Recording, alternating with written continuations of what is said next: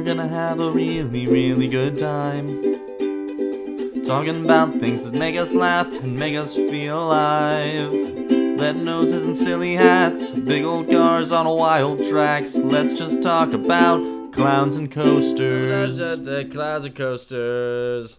I never remember the. Talk about things that make us laugh and make us feel alive. That's the part I remember. Yeah. I know, but we're always like, here's the theme song. It goes like something. It has some words and it has some Clowns and notes.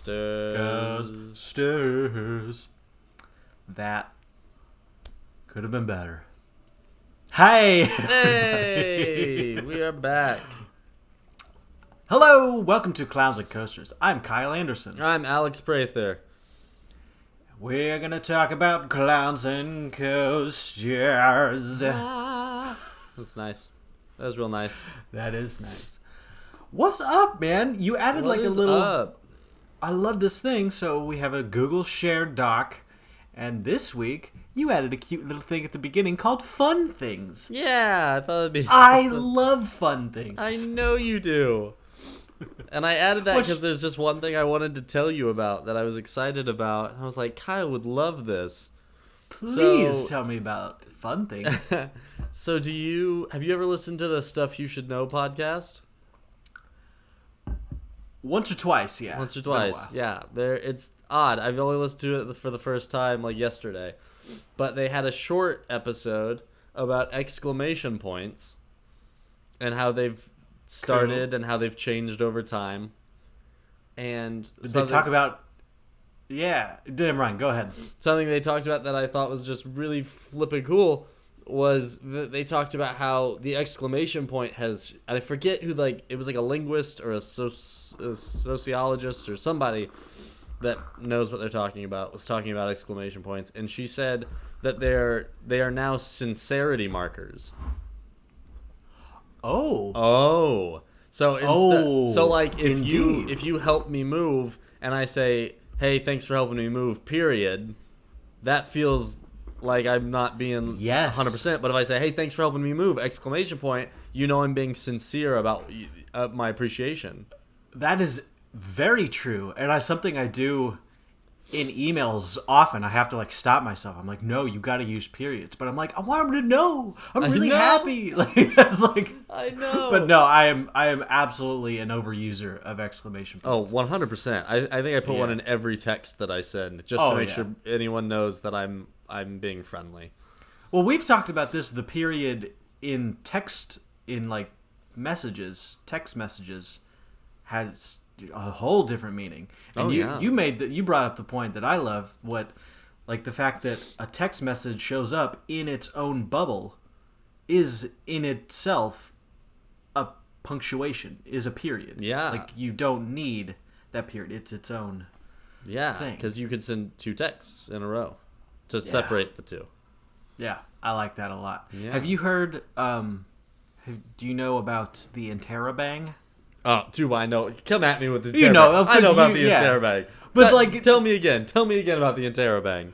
The question, or the exclamation point, question mark, exclamation point. Or sometimes, depending on how you want to emphasize, you'll swap those up. I'll put question mark, exclamation point. It depends on what's the ratio. Am I more interrogative or am I more excited? Yeah. But I like the first time I heard the term interrobang, I instantly did the whole like, oh, it's interrogative with a bang. I was like, I love that. I love that word. Fun fact, and I found this great. out on that Stuff You Should Know podcast, if anyone's listening, and they should go check out this episode. But they were talking about how the exclamation point used to be called a bang. Oh, So that's why it's called an interrobang if you put the two together. Because that just used to be what it was called. oh, good. Yes. Yeah. Thought you'd like that. Words. Thought Words are you'd fun. like We're going that. to talk a lot about words today. Today is a You got some words words. day. I got some words. Yeah. It's going to be fun. It's good. In fact, we might just talk about, I have like a secondary topic in case words doesn't go long enough. Words might go forever. We might talk about terms and words forever. Yeah, you and I are notorious throughout our entire friendship about getting stuck talking about words for We do. probably too long at a time. Oh yeah, but- anytime some new jargon, some new thing comes up, I'm like, "Oh, tell me about that." I love it. Oh yeah. Other fun things. You got any fun Just- things? Do I Anything got fun things? fun just to say? I've been we Alex and I, you and I, play some video games, games. That's one thing. Yeah. We used to, like, when we were roommates. Loved doing that. Played a lot of All the time. A lot of Rocket League. Was the time we played Alien Isolation, and we got so scared that we had to turn on all the lights and watch cartoons. That was real. That's the most real thing. That's So yeah, I would love if, like, opening up the podcast so we can just talk about video games for like 5 minutes. That'd be cool. sure. I finished Link's Awakening, Yes. Zelda Link's Awakening this week. Very good. That was cool. Boy, so different, but also so similar to Zelda Breath of the Wild. That's the first Zelda I ever played, was Breath of the Wild. Oh. So now, yeah. Okay. So now I'm like, I tried going back and doing A Link to the Past, but I didn't give it a fair shot. So I'm trying to do that. Those games they're way less handholdy.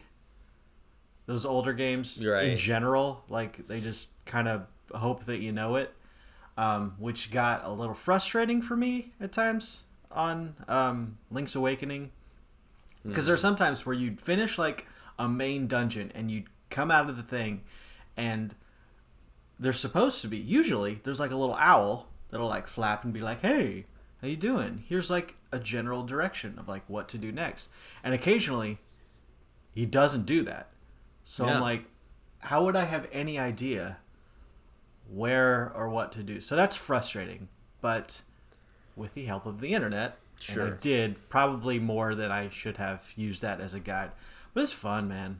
It was really cool. But once That's. do you I mean? don't have a problem. I don't have any problem with using the internet. If you're just casually playing a game and you're like stuck, just use the internet. I know there's a lot of like, I don't know, Yeah. people get weird about it in the gaming I don't know. community. but I'm not gonna shame anyone for doing that. I think that's nah, yeah. crazy, especially with some of those old games, because yeah, there were a good handful of instances where I was just like, how would I know that? How would I have any idea how to do that without some kind of nudge? And that's all I need, just a nudge in the right direction. Then it gets the ball rolling, and it's very good. Yeah. So yeah, that's cool. Been playing some video games. Yeah. All right. Okay, last So- week's work. Moving on, last week's work. Did you practice juggling techniques, Alex? Yes, not as much as I would have liked, but I did practice. This week got away from me because I got married. Ah, that's right. You had to go and Yeah. You had that like obnoxious, ceremony. That's right. You got married I did get out married. of nowhere, buddy. It was Yeah. awesome. Yeah, it was fun and surprising. But so I didn't practice as much as I want. But I did get got a to ring. practice We a both got little rings. bit. I did get. To, Are you like fidgeting with your ring like crazy? not like crazy. It's just a comforting thing to do. Just Yeah. roll the ring. Yeah, me too. So It's my little fidget spinner. I love it. yeah. So anyway, yes, I did. To answer the question directly. Also, congratulations on getting married. Yeah, it's Ashley's pretty great. great. She's great. And we get to see you. I'm coming to Oklahoma. Come to this week- Oklahoma. Let's Get to hang celebrate. out. I'm excited. We can record our podcast live together. Absolutely, we're gonna do that. What? Yes, that's 100% happening. That'd be nice. I won't have to deal with this like edit like that. This Those weird, yeah. delays. We're just gonna get it straight up. Get it straight up. Cool. Did you work on After Effects? Little bit. Also, not as much as I like. Sure.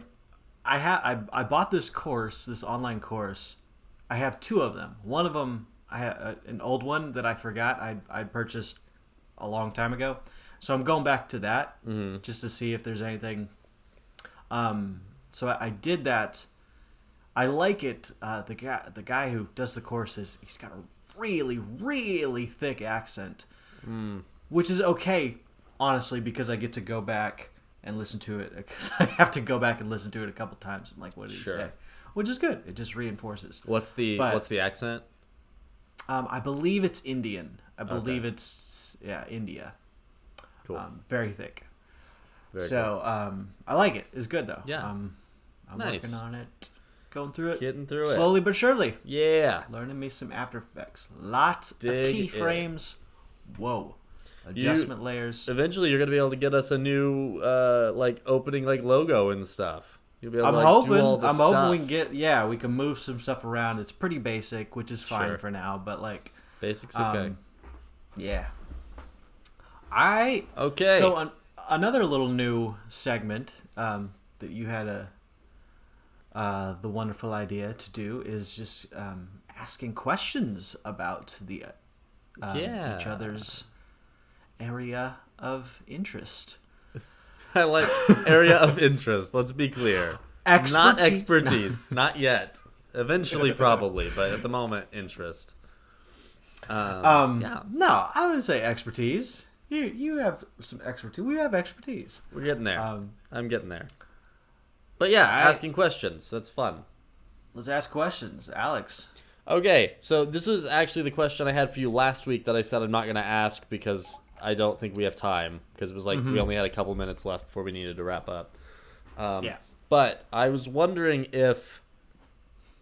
I was wondering if virtual reality has had any effect on roller coasterdom in any capacity. And my direct question is more about because I've done the POV YouTube videos. Yeah. And I get just as nauseous on watching that as I do actually having my stomach go. I do. Really? I do. So I was wondering if there was specifically if that is keeping people from going on coasters because they're I kind of wrote it in a fake virtual world, and they just kind of move on.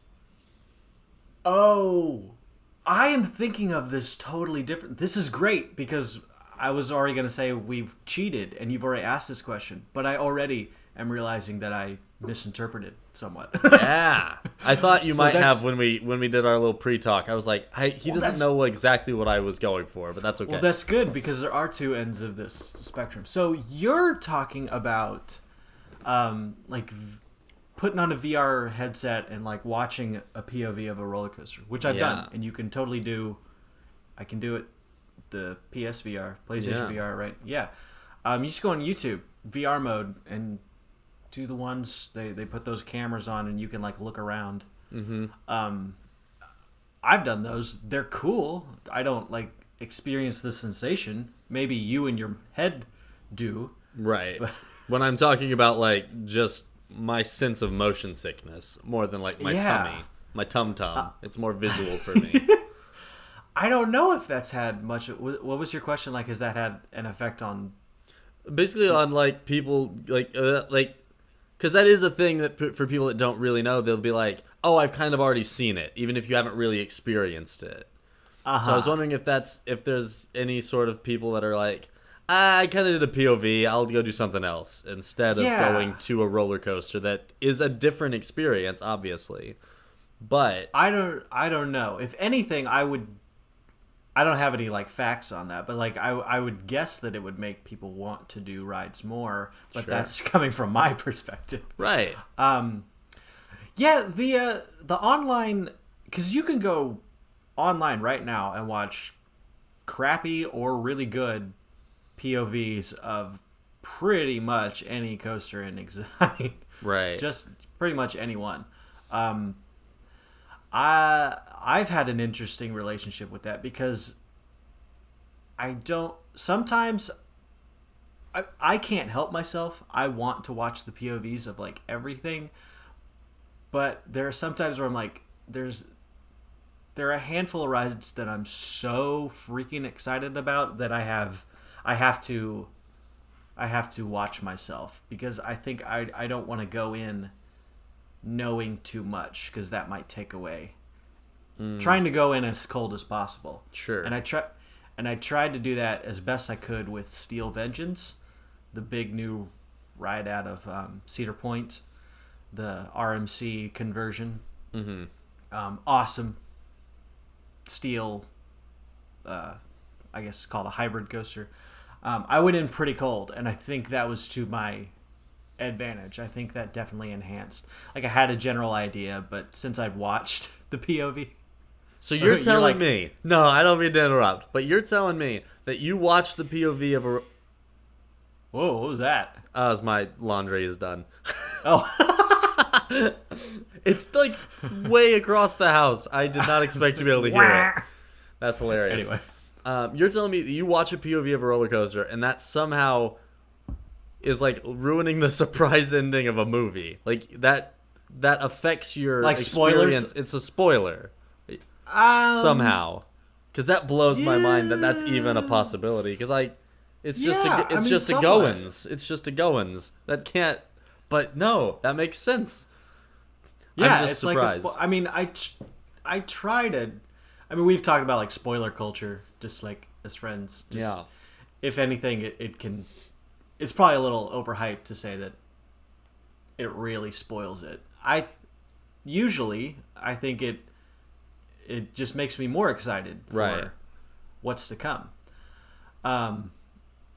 Yeah. Well, I mean, there is another aspect to VR.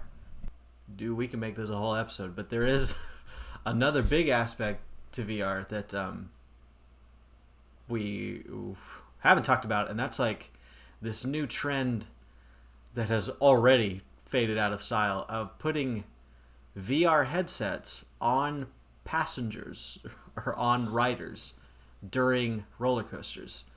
So there will be like Six Flags has done this, like in an effort to a cheap way to extend the life or get new excitement for like old rides.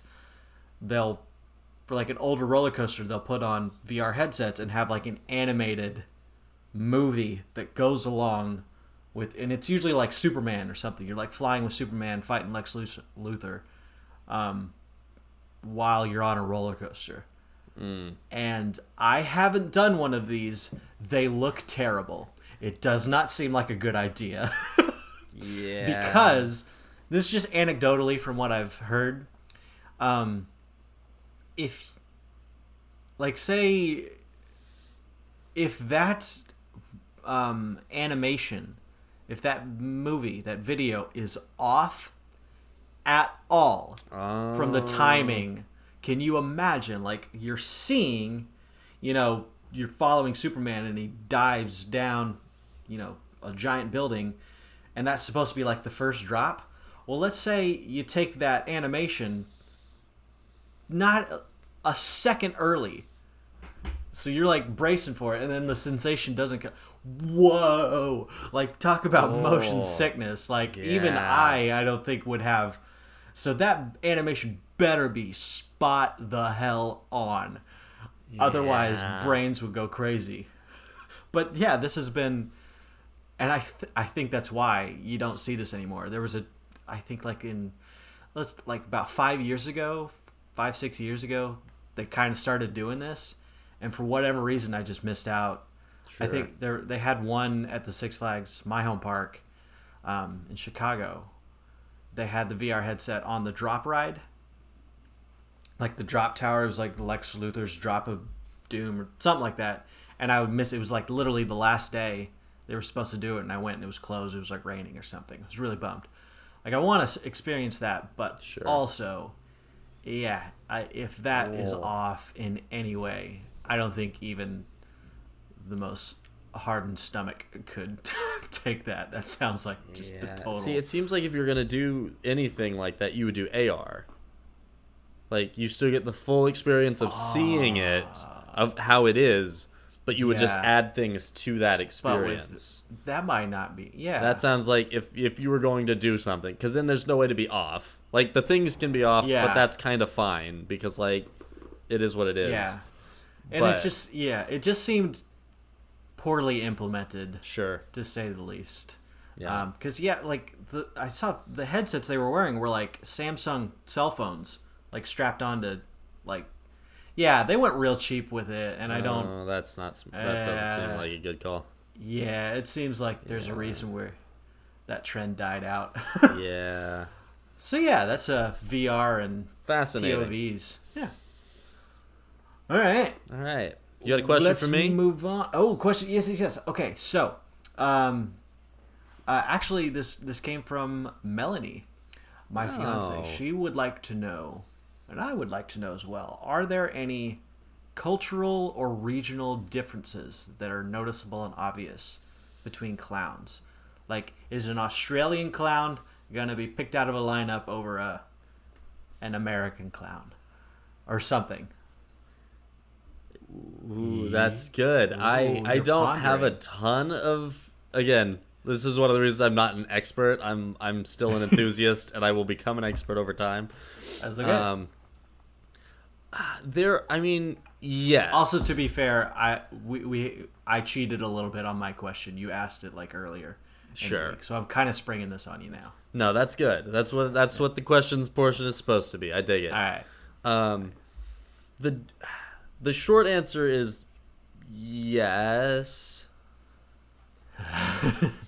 That's The long answer, if I have my facts straight, the long answer is that it depends more on the history of how you got to your clown and the culture around where you came from, right? So like in America, a lot of the biggest clowns specifically came from like American circuses. okay. Yeah, that Which makes has sense. its own culture. You know, it's got a very specific kind of culture. And then you have like clowns so Slava, who I always talk about because I am fascinated by Slava. He started as a mime and then started doing, I forget where he started doing clown, but he basically started doing theater clowning. Okay. So that's like in the style of if you've watched Bill Irwin or Yeah, David you've shown Shiner. I've shown you some of that Okay, stuff. yeah. But that's like clowning on a stage, which can come into the audience if you want it to, but it can stay up. But Slava uses big props, and he's got like a thing that he does, and I think they put it was in a Cirque du Soleil show too, but wearing a big top hat that Okay. smoke comes out of to show that you're on a train. Ah. So it's very theatrical okay, in what it's very it's trying big, to do. It's very big. yeah. Slava's Snow Show has these big, giant inflatable balls that just bounce over the audience. Like, it's a very specific kind of thing. like whereas, a flaming lips show. What? Like a flaming lip show. Yeah. Yeah. And his show is very about what it means to be in, like, the Siberian tundra. Like, that's how he comes from clowning. Ooh. And so whoa. Yeah. Okay. Whereas, Huh. Americans will, I mean, depending on where you're from in America, so there's Bello Knock, who is a clown, but he's a stunt performer. He ended up, I don't think he ended up doing it, but he was working on the ultimate stunt that was 15 stunts in 15 minutes. And you can actually go watch a clip on YouTube of him describing what they would all be. And I don't think he Yeah. ever did it because it was going to be a mess. Is this is this like an American trend? Stunt performing? Yeah. Um, Clown stunting?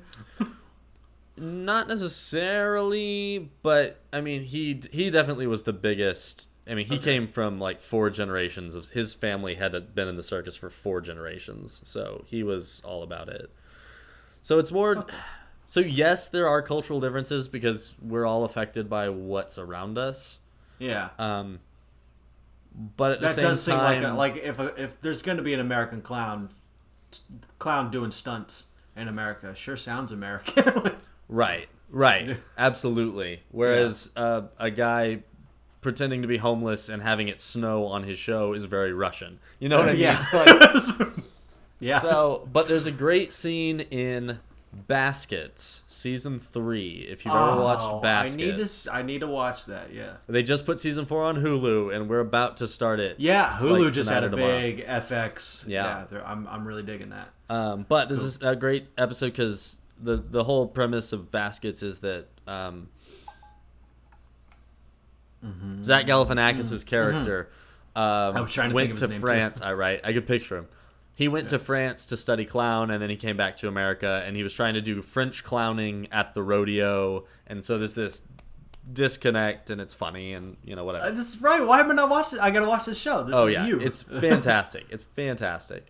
Yeah, I think I watched the first episode a long time ago. There's a scene in season 3. If you don't want spoilers, cover your ears for the next. Skip ahead. Spoiler. Who cares? No. Spoiler alert. Skip ahead a minute. I'll be done by then.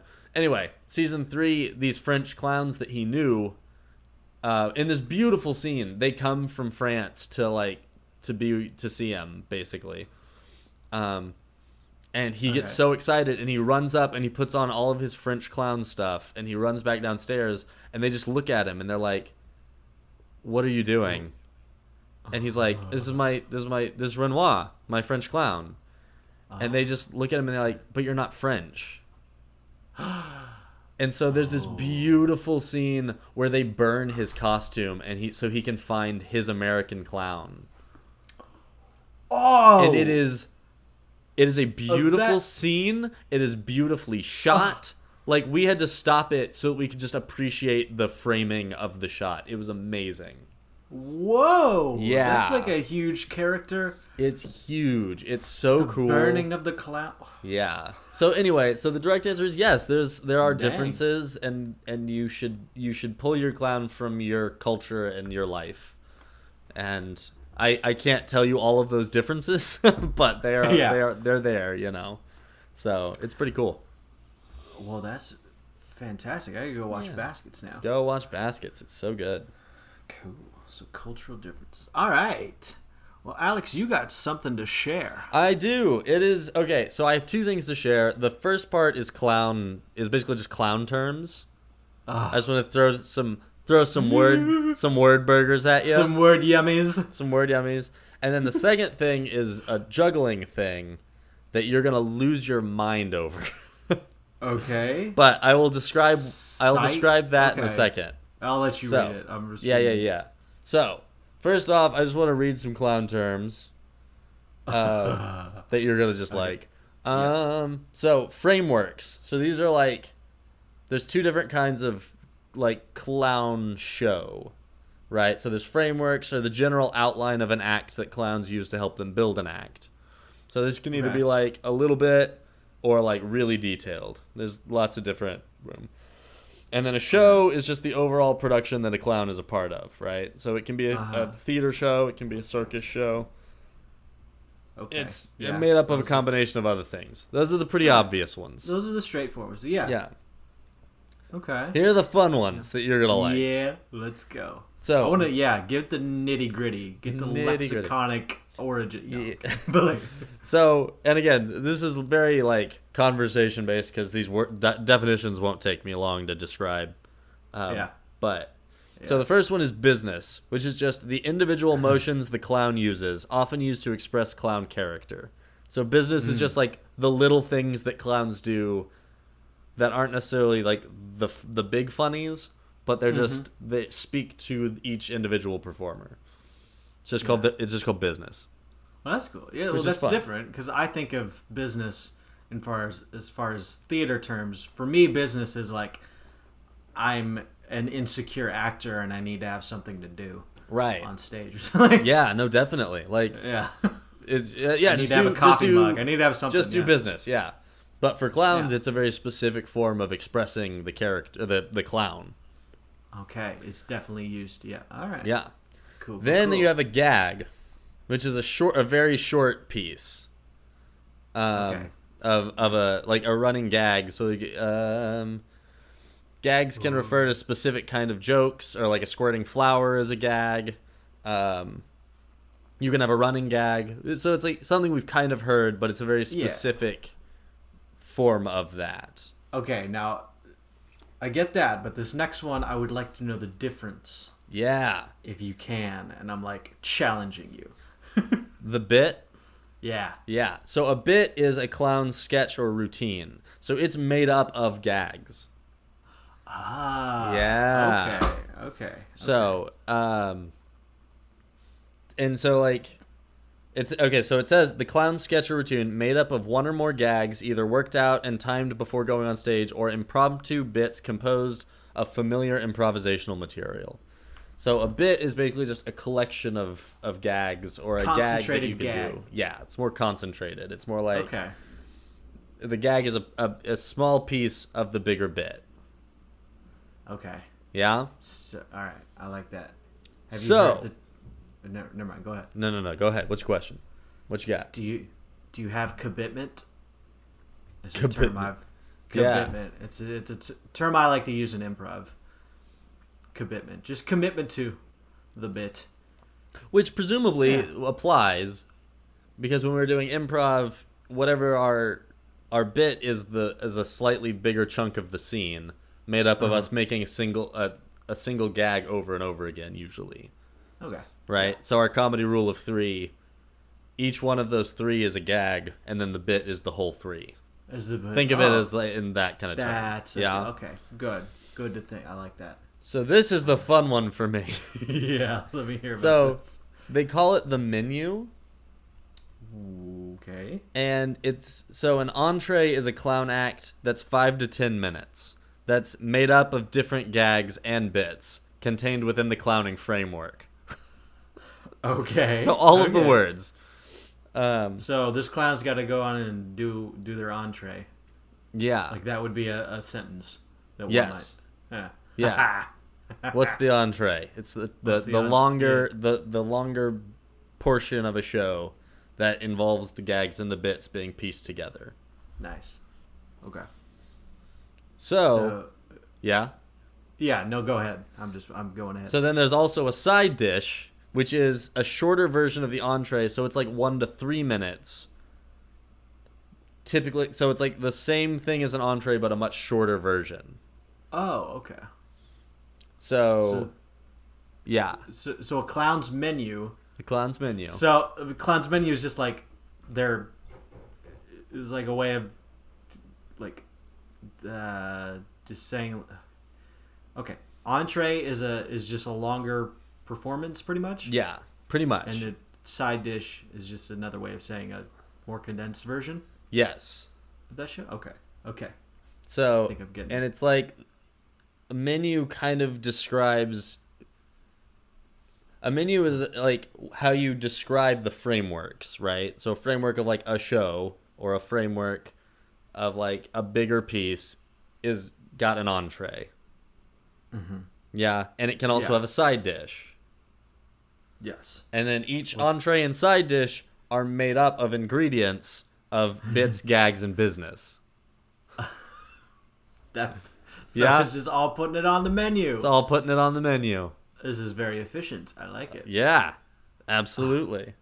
So and then there's one other thing. Bits, and what else? Gags, business, and bits? Business, gags, and bits make up entrees and side dishes. Cool. So an entree would just have a little bit more of all of each. Yeah. And a side dish would just have a little bit less. Yeah. All right. Cool. Yeah. So then there are interludes. Okay. Now, an interlude, or it's also called a clown stop, which is just fun. Okay. The brief appearances of clowns in a circus while the props and rigging are changed. Oh, yeah. They're also called reprises or run-ins. So if you've gone to the circus and like there's the big thing that's exciting and fun, and then like filler between, the clowns come in and they just do silly things and they run through the audience or they do a little bit on the corner of the wherever. Okay. Yeah, an interlude. It says originally bits of business parodying the preceding act. So if there's a tightrope walker, the reprise would involve 2 chairs with a piece of rope between, and the clown trying to imitate the artiste. But then falls, and that's funny, and all that jazz. Yeah, clowns it. They clown it. And then today there's been changes. So turn. today, not your term of clowning as a as a verb, It's a clown, yeah. which is an interesting thing, but we'll talk about it. Another Is that like offensive? They're just clowning around. Is that I don't know. offend you? I did that once. Someone was like, I was doing something silly, and someone was like, "Oh, stop being and they just kind of stopped. And I was like, "What? Our clown?" It's a lot of fun. That's yeah. All right. But today, interludes are far more complex, and in many modern shows, the clowning is a thread that links the whole show together. So that's a new Oh, kind of direction modern circus. well, that's good. Yeah, Clowns absolutely. deserve more respect. I like that. They're part of the whole Yeah. show. Yeah, All right, thought you'd like All right. that. I do like that. Was there another word? Track gag? No, there's not really. Interlude? No, clown stop. is Clown the stop, next which we kind of talked about, because that's the same thing as an interlude. one. Oh, okay. Track gag. Is that the same thing? Or is this all different words? Yeah, more or less. Okay. Yeah. So, is a track gag a subset of gag? Is it a type of gag, or is it just? Is just another word for interlude? I have no idea. It was listed. I don't know. It was listed on the Wikipedia page, and I wrote it down, and then I never found like more information on it. All right. So So. next time you do a clown show, I'm gonna be like, "All right, Alex, what's on your menu? What's your Yeah, entree?" you could, and I'd be able to Is it- tell you what was for dinner. And what was is there a would side dish? Would the word dessert apply? Would that make sense to you? Like, what's your dessert? They don't talk about it, but like Is that they don't they don't too talk much? about it on the Wikipedia page, but it would make sense No, I mean, that I would you guess, yeah, would have something like that. yeah. I would gotta- I would have to watch your show. Maybe it's like one little bit that makes me think of dessert. Yeah. I don't know. I mean, it would. I mean, its side dishes almost always end with a blow off, and entrees also Yeah. almost always end with a blow off, which is a comedic ending of one of those things, of The a bit, dessert. a gag, or a routine. I'm So, calling that the dessert. Yeah, you could call the blow off the dessert. All right. So Well, that's fantastic. I like Yeah. the menu. I like the menu a lot. thought you'd like that. Going to incorporate that. You got some juggling terms. Okay, so I do have, I have one thing I want to talk about that is technically just a juggling term, but I'm not gonna just like describe pattern terms and like things like that. That's too easy. You could. I could, and it would be fun, but what I'm gonna do instead is I'm gonna describe something to you that you're going to love, All right. and it's called site swap. Okay. Okay. Site swap. Right now, I'm thinking you see something and you swap it. That's my guess. Swap the site. Okay. So Totally wrong. I'm not gonna stop totally guessing. wrong. There is swapping involved. If I can get my computer to load the page.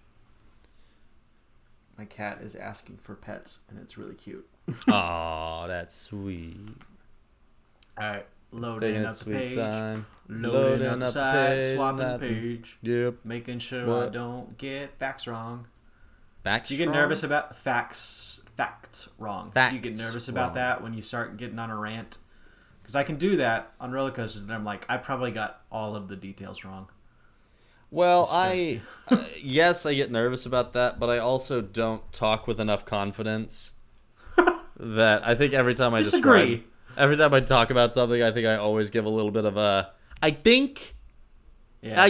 I would guess. I never say unequivocally this is what that is. Yeah. So, Sometimes I do, and I'm usually wrong. yeah. So, Yeah. So, site swap is a juggling notation used to describe or represent juggling patterns. It it's is a also- way to note. Yeah. Sorry, go ahead. Yeah. I'm like, did you just say notation? I'm always fascinated by I know you are. like notation of art. I love that. I Yeah, love learning a yeah, little shorthand. yeah. Go ahead. I know you Explain are, and all that's of why I was this. like, you're gonna eat this up. I actually just watched yesterday. I watched an hour-long lecture called "The Mathematics of Juggling," which was all about site swap notation, which is also referred to as quantum juggling. What? I know. Quantum juggling. That sounds So- like quantum tunneling, but Basically, more interesting. and I'm recording this differently, so I can't actually show you the thing I want to show you. Oh, But I'm sorry. Hi, kitty. so basically, it's using a certain set of numbers to describe specific types of throws. Okay. And it gets really complicated, but I'll give you the definition. The idea behind site swap is to keep track of the order that balls are thrown and caught, and only that. Okay. Ooh, okay. So that's all. So a basic version is a basic cascade, a 3-ball cascade, is notated with just a 3. Okay. Okay.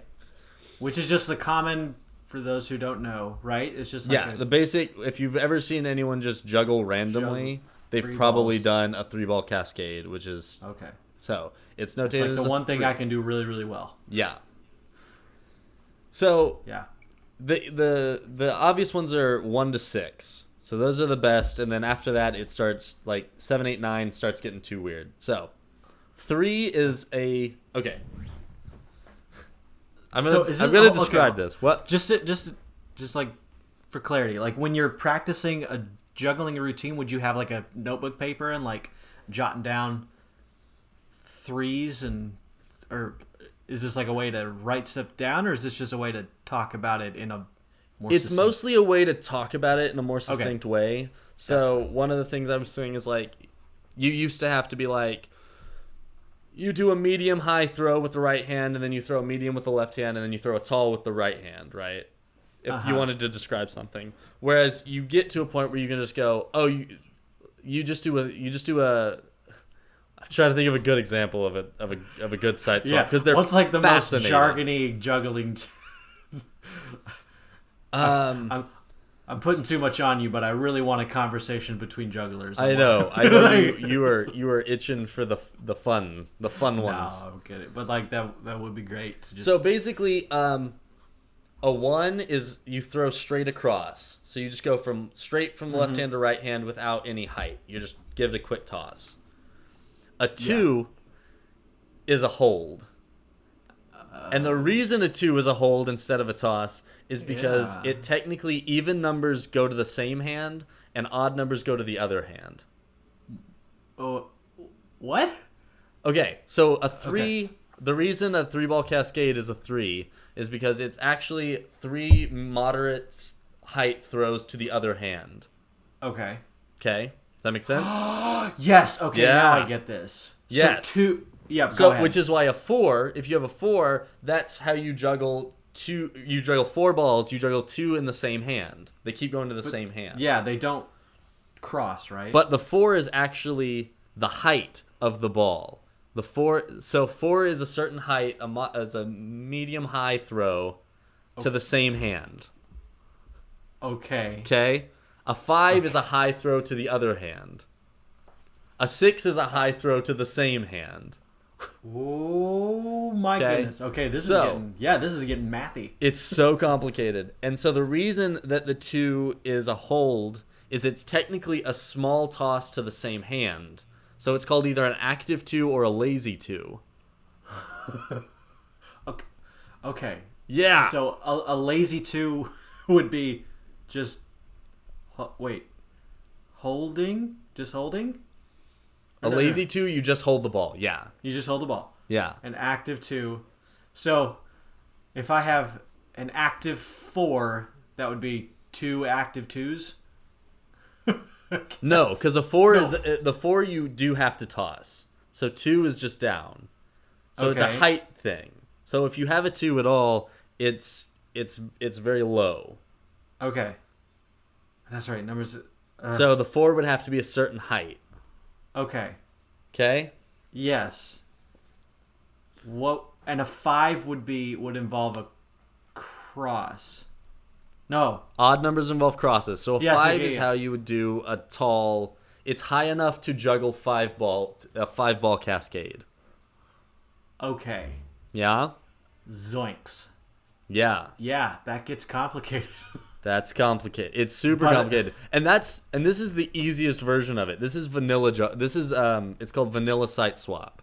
This is 101. Dang. So this is 101. This is you're only dealing with basically one ball per hand, right? Yeah. And there are Okay. valid versions and there are invalid equations. And so The stoichiometric ratio of juggling math. And right. Oh, absolutely. And so like Trying to balance the equation from chemistry. the reason that it's just called a 3 for a 3-ball cascade is because it's actually a 3-3-3 because it's a series of three throws. Yes. Okay, that's making sense to me now. You cut it down to the point where it starts repeating the pattern. Okay. Okay? So what's the quickest way to say that? Would you just say 3? You would just say a 3, and everyone knows that's a 3-ball cascade. They know what that means. And that's also pretty common, so that makes sense. Okay. Yes, yeah. But, so, here is... I'm going to try... Okay, I'm... Okay, so I'm going to give you a semi-complicated one, but one that has a Hold name. on, I got a dry erase board. Maybe we should write this. You could. Yeah. Okay. So, there's something called Ralph's Rubensteins. No, I'm not going to do it. No, it's all right. That's okay. There's a specific juggling move technique called Ralph's Rubenstein or pattern called Ralph's Rubensteins. Okay. That's already a delicious phrase, but go Yeah. ahead. No, absolutely. And let's see. I could probably do the math and Ralph's figure it out. Rubenstein? Wait, Ralph. Ralph? RELFS That's a name. RUBENSTEINS. Right. Presumably named after someone named Ralph. But Or Jeff. But or whatever. yeah. And the pattern for it is 5-2-2-4-2-3-3. Okay. Yeah. No. Okay, 5. 5 That's an 2 odd 2. number. That matters. Yes. So that means it's a high... A high cross. A high cross, yep. And then 2-2 is Is holds. holds... If you do a lazy one, it's a hold. Wait, when you say hold, that doesn't mean like actually holding it, right? Yes. You just hold the ball in place. Okay. So there's no action coming from either of those throws. Okay. Okay. Okay. Then Good to 4. know. Moving on. 4, then you toss straight up. You do a single toss to yourself. Yep. 2, another hold. And then 3 is 2 crosses. 2 short crosses. 2, yes. Right. 3, yeah. 2 short crosses. When I'm thinking of like 3, that's probably like eye level height. Ish, yeah. Okay. It's All kind of right. different for everybody, but yeah. Basically, So let where me- you would do the 3-ball cascade, that's your 3. All right. Now we're doing this. We're going to the board. Okay. So say that again. The numbers? Yeah. Okay. 3. Say it again. 5, 2, 2, 2, 2. 4, 2, 3, 3. And this is Rubenstein's Ralph's Rubensteins. Rockings. What? Ralph's Rubensteins. Okay. So 5. Oh, that does not show up on camera at all. That's a terrible color. Okay. 5, 2, 2. Yeah. 4, 2, 3, 3. Okay, so I'm gonna try based on my 5-minute crash course on juggling terms. All right. Tell me what 5 you can about that. That's the first question. Okay, 5 is a high toss from one hand to the other. Correct. Yes. It crosses. Okay. So you got one, but that refers to one ball, right? No. That's okay. Here's a question before you even do that. How many props are involved in that throw? Oh, that's a good question. I know. 5, 2, 2, 4. Jeez. Okay, I'm. What would you guess? Just looking at that number. How many balls do you think are involved in that? 7. 3. Why am I okay? Okay. So. Ooh, Yeah. No, that's not right. Alex, you're wrong. No. And let me tell you how you figure that out based on the number I gave you. I'm wrong because I just learned about this. Okay, yeah. If you want to why figure is out that- based that's on only 3. based on that number, if you want to figure out how many props are involved, you add them up. You basically average the number. So add up 5, 2, 2, 4, 2, 3, 3.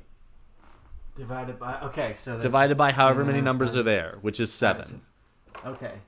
So yeah, that makes sense. So we got 7. Okay. So 5, 6, 7, 8, 9, 10, 11, 12, 13, 14, 15, 16, 17, 18, 19, 20, 21. 21 divided by 7. So 3. All right. Yeah. Yeah. that would make- yeah. But okay. And basically Why do it you goes average this? basically, man, the math is so complicated. It gets interested. it gets so wild. And if you have an invalid sequence, you can make it valid by like doing this whole mathematical process. It's wild. It's wild. That is fascinating. Yeah. That is, I could just see like, yeah. And That's why you have clown college. You got to go to clown math. yeah, you gotta do clown math. You gotta And do juggling all of that- stoichiometry. and all of that, and still, that doesn't involve a second person. It doesn't involve multiplex throws, which are throwing Those multiple. are only the prime numbers. Like, Yeah, you have to put brackets around if you're doing throwing 2 balls from the same hand. Or if you're throwing 2 balls from separate hands at the same time, you have to put those in parentheses. Okay, Yeah, so- it gets okay. wild. okay, so hold on. I'm gonna try to do this. So, I was trying to describe because I've done this once. I kind of sort of tried it with you. We tried it for like 5 minutes, and it's complicated. But like, you can juggle. Like, if you can do a 3-ball cascade, there's a way to juggle between 2 people. That's not that hard. So, so that would be an odd number. So that'd be like a 3. So it would start with like one person starts with 3 balls, 2 in one hand, 1 in the other, and the other person has 2 balls. And I think the person who starts it would take the balls in the 2 balls they have, and they would have to cross over to the other person's opposite hand. So my right hand would be tossing to your right hand because you're facing me, and so I would have to toss to your opposite or to the opposite side. So my right hand's tossing to your right hand, my left hand's tossing to your left hand, and then when you toss your balls, they would be straight forward. So you would pass your left hand to my right hand. You're going to the... Never mind. I can't describe this on a podcast. This is Yeah. So anyway, but maybe that should be my homework, is try to notate that. your homework. See how wrong I was. I mean, yeah. Anyway, all that. I kind of like that. I really that's what wanna I've do been that, doing actually. this week. I kind of want to notate that now. Yeah. I'm gonna do that next week. I'm gonna bring Do it it. up. Do All right. it. That's fascinating. So anyway, love I that. thought you'd like that. I talked That there's- way too long. I've taken up the entire podcast with this. That's okay. Side swap. I can. We don't have to do my. We can save my other thing, but I can talk about, since we're on words. Yeah. We can talk some about. Tell me about some words. Oh wait, you have one more thing on your juggling terms. Do you want to talk about that? Yeah. Oh yeah, that's me saying you should talk to your Uncle Mitch about site swap. Really? Because if anyone could understand it, I imagine it would be Mitch. So Because I've literally spent days trying to understand it, and I finally am getting it today. you just talked 10 minutes about it, and I feel like I need to go back to freaking school just to learn. Yeah. That's amazing. It's so cool, and yeah. But anyway, your Uncle Well, Mitch that's is cool. super smart, and Yeah, I was my like, Uncle I bet Mitch- he would get it. Yeah. Also does improv in the OKC improv community. So you know him through there. But Yeah. I kind of learned to. He kind of taught me to juggle. My dad and my uncles when I was a kid. So Yeah. Mitch would definitely Yeah. definitely be interested in that. So that's all 'cause that was. Yeah, he's the one who taught me. We tried to do that crossing juggle. I remember. It was at a holiday that I went to with your family. That's right. My crazy family get-togethers where we juggle and play croquet and do really silly things. Yeah. And I'll get to do that this weekend. Yay. Or next week. Yeah. All right. Well, that was fascinating, Alex. Thank I you. thought you'd like that. I really appreciate I didn't mean to make this a totally No. just clown and juggling podcast. Don't but apologize. That is fantastic. Let's talk about some roller coaster terminology. Please. Since we're on the words. I don't have many, but I could talk forever about it. So you kind of brought up you organized yours in a similar way, where like you had the more common ones, the more intuitive ones at the beginning, and then it got a little more nitty gritty on the way down. yeah. So, I have my first term is a common term that you might know, airtime, and that refers to the sensation of literally being lifted into the air. So, if you're going over a hill, if a roller coaster's going over a hill, you're gonna feel weightlessness. You're gonna feel negative G, or hopefully 0 G. There's a whole thing about 0 G stalls, 0 G barrel rolls. It's the holy grail of roller coasters. I think most enthusiasts are really looking for airtime. So there are subsets of airtime, and this is where I want to get into. This is the nitty gritty of the words. There's ejector airtime and floater airtime. What do you think the difference is? First one's kind of, you can probably figure it out. What do you think? I can't. I Oh, don't. okay. That's the thing. Is like I don't know enough about the roller coaster because I'm like there are a couple of places you could eject. I guess. Yeah. I don't know. Well, that's kind of the point. Is ejector airtime basically refers to a being lifted out of your seat to the point where you're no longer quote unquote weightless. So you're kind of basing this in relation to your seat. So Okay. let's think for a second. Like if you're in an elevator or something and it hypothetically just absolutely falls, it based on what you can see in your environment, if you're in free fall in an elevator, you would be weightless in relation to your environment. You know what I mean? Mm-hmm. Sure. So so astronauts are essentially falling, so they're weightless in relation to their capsule or whatever. So in terms of like in your seat in the coaster, if you're going over a hill and this hill is calculated as such to where you're going the right speed, it's a proper parabolic arc. During that whole arc, you should feel weightless, like 0 G. That's like you're not feeling any positive G's, you're not feeling any negative G's. I guess I should go over what a G is. Yes. Okay. A G. I mean, I kind of picked up on it, yeah. but like, give me the real. 1 G is just your. I mean, there's like a whole physics terminology, but 1 G basically is just the force of gravity that the Earth is putting up upon you at any given time. So at sea level, just stand still. We are experiencing 1 G. Now, let's say we go to a planet with twice the amount of gravity or mass of the Earth. We would be feeling 2 Gs relative to what we were. Sure.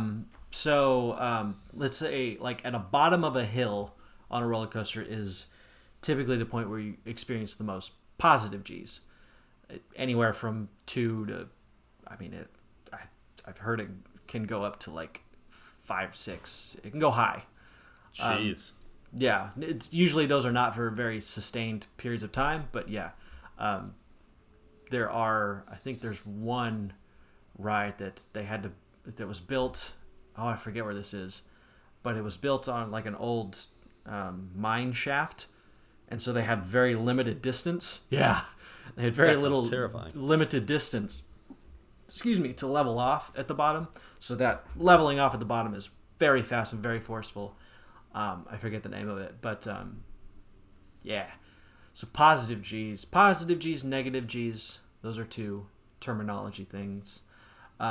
Negative G's, obviously, where you're feeling less than your body mass. So that's where we get into ejector airtime.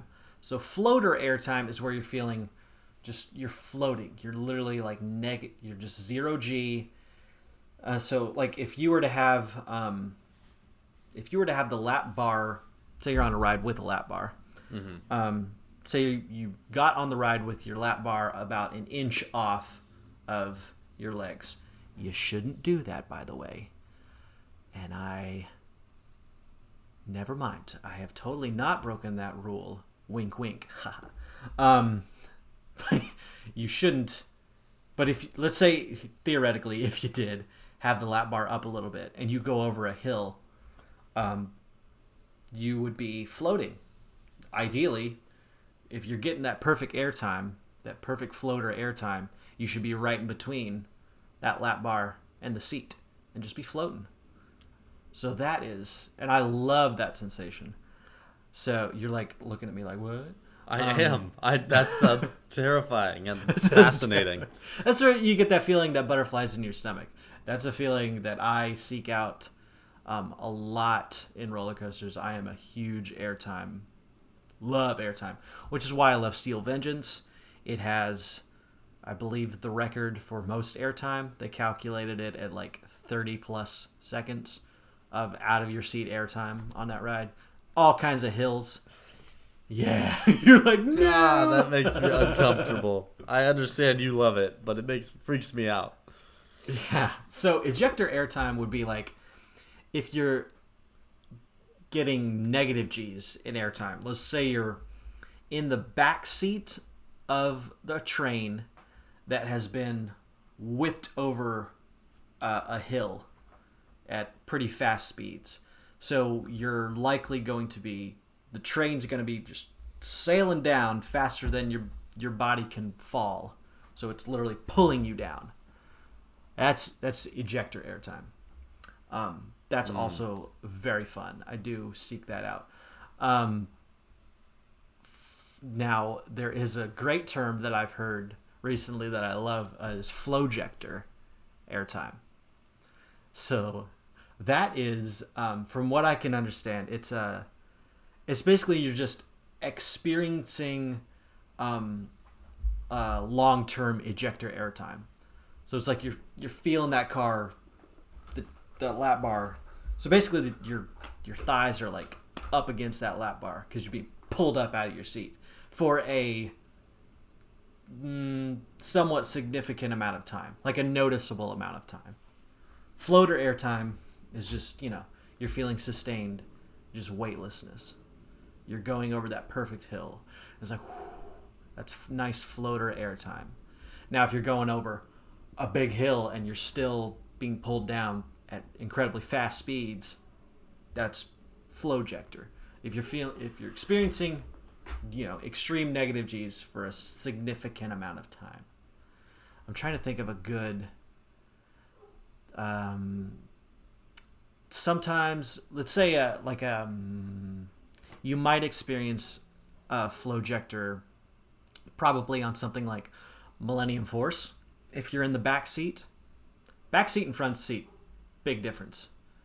That's an important thing in the roller coaster community, or in the enthusiast community. Back seat, generally, you get more airtime because the train's being like pulled over, all the weights or the mass is being pulled down, so you're the last thing to come over, so it's already gained a lot of speed. So if you're gonna experience ejector airtime, it's probably gonna be in the back seat. I'm trying to think of I haven't experienced a whole lot of flowjector. That's kind of hard to come by. The closest probably came is, I think, Millennium Force, my little Coaster Dynamics wire model. This roller coaster at Cedar Point, it has a pretty fast chain lift. It's not even really a chain lift. It's an elevator system. So it pulls you up the main hill pretty quickly compared to most coasters. So if you're in the back seat, the train's already going faster than usual on a chain lift, and it's already gained a lot of speed because, the front seat of the car is already about halfway down, or, significantly down the hill before the back seat even gets pulled over. So you're going to be just whipped over the top of that awesome first drop. And experiencing, hopefully, some Flowjector airtime. Definitely some ejector airtime. Some great ejector airtime. I mean, Steel Vengeance is loaded with it.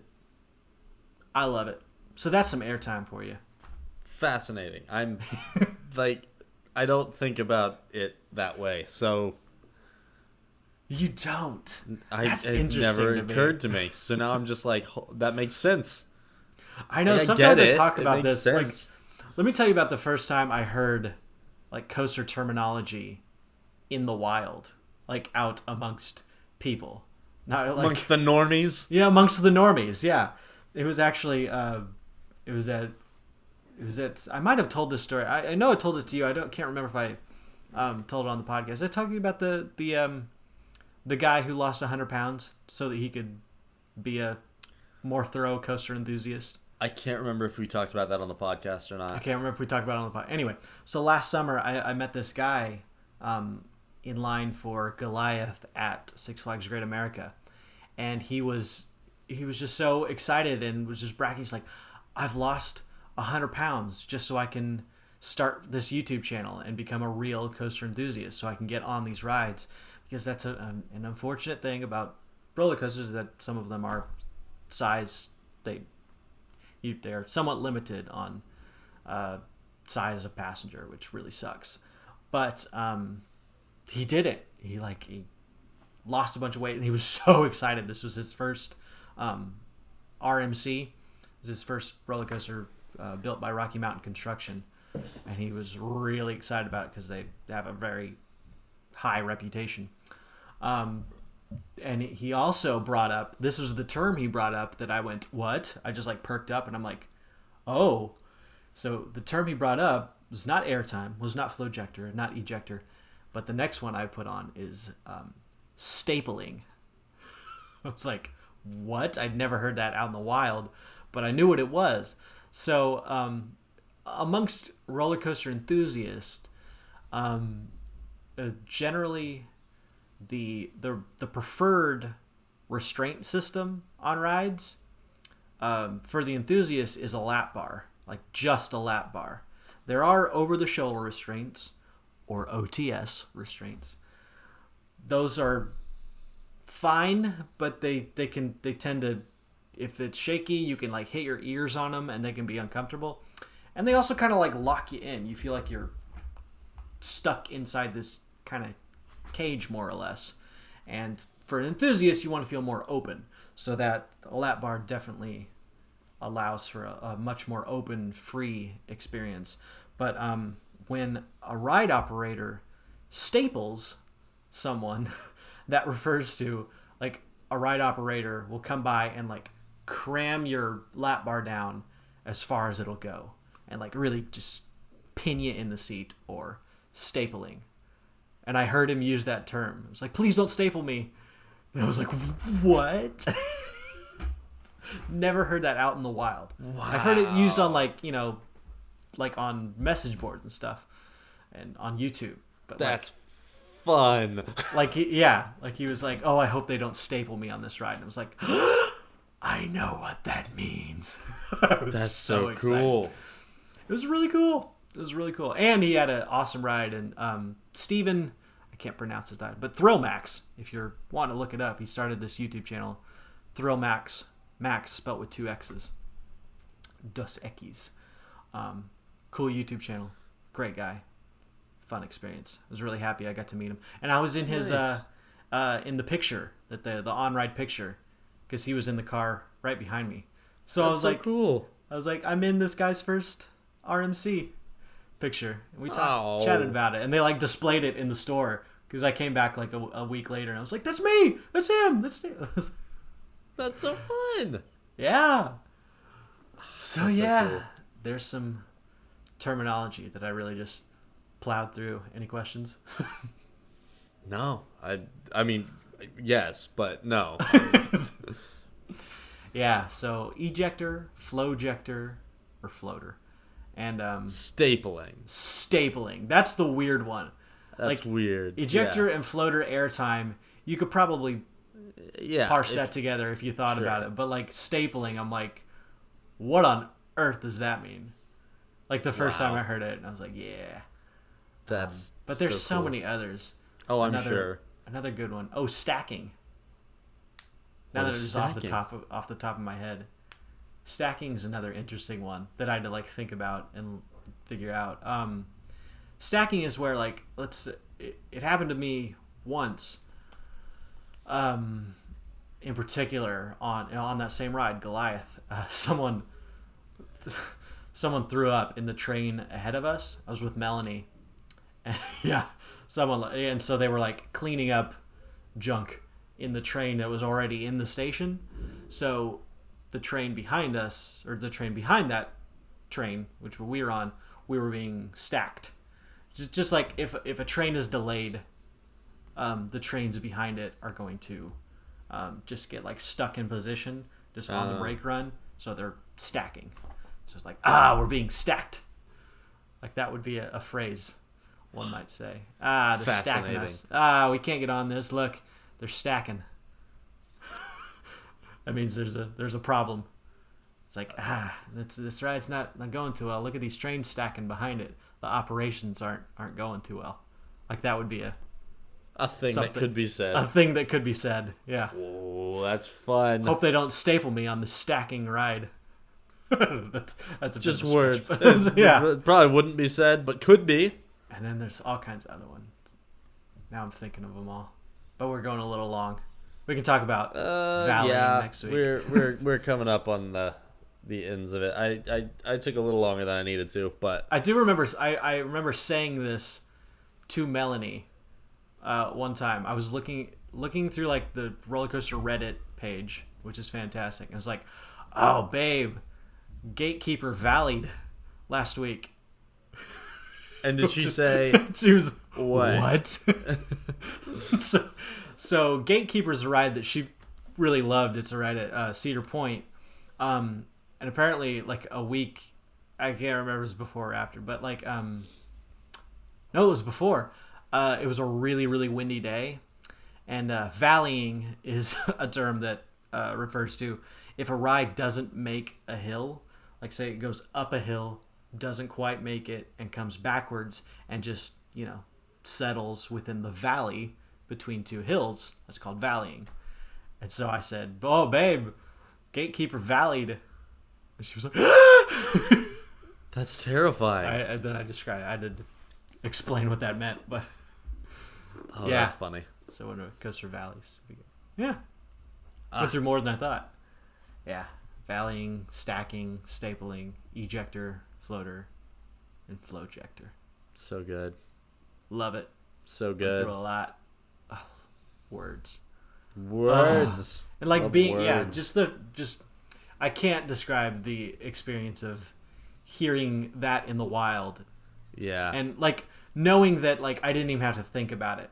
Like I had to stop and go, I knew what that meant. It was very exciting to me. That's so cool. That's so great. Love it. All right. Okay. I don't have time to go on to No. save that for the next time. But next time, let's talk about some roller coaster trends that died hard and some that need to die hard. Yes. I'm excited to talk about that. That sounds good. Well, good. That was some good talksies about words. Some talksies about wordsies. Which I can't say correctly at the moment. That's all right. So my homework for this week is I want to try to describe what I don't remember what you'll have to text me the name. It was I keep wanting to say Rivali's Gale, but that's from Zelda. That works. What's it? What was it Site called swap. again? What's his name? Oh, I'll send you the list. It was Ricardo. Yeah, I can't remember. No, that's not even it. Ralph's Rubensteins. Yeah, Rivali's Gale. Yep. Mm-hmm. That's the same thing. Yeah. Ralph is a guy, and a Rubenstein is a type of throw. So anyway, that's Ralph's version of a Rubenstein.